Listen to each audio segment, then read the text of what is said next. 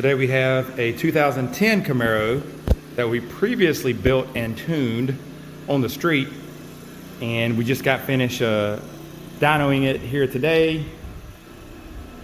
This has a TSP 3 cam, and it's performing really well. This is a good all-around cam for power, and it does good on the street. Dusty, yeah, he still has the graph up. I want to show like how steady and repeatable it is.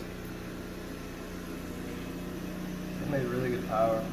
Yeah, it pretty much makes 480 horsepower from 6,000 up to when you cut it off. Every run. Yeah, and you know, we did several runs, and as you can see, they just print right over top each other. They're all 481, 69, 4102, 4181. That's with heat soak. That's one right after the next. Yep.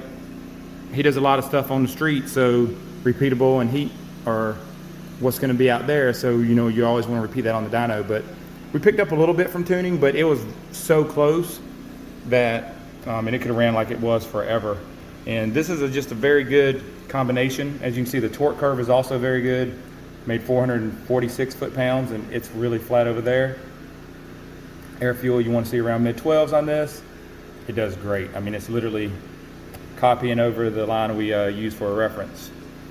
This one has a few more modifications than your normal, just, hey, you threw a cam in it. Probably one of the reasons why it runs so well.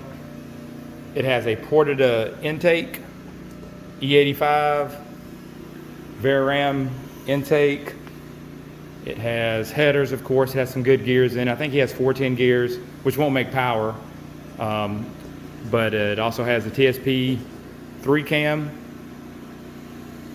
I can't think of anything else that it really has. The E85 probably helps a lot. He's got 78% ethanol in it.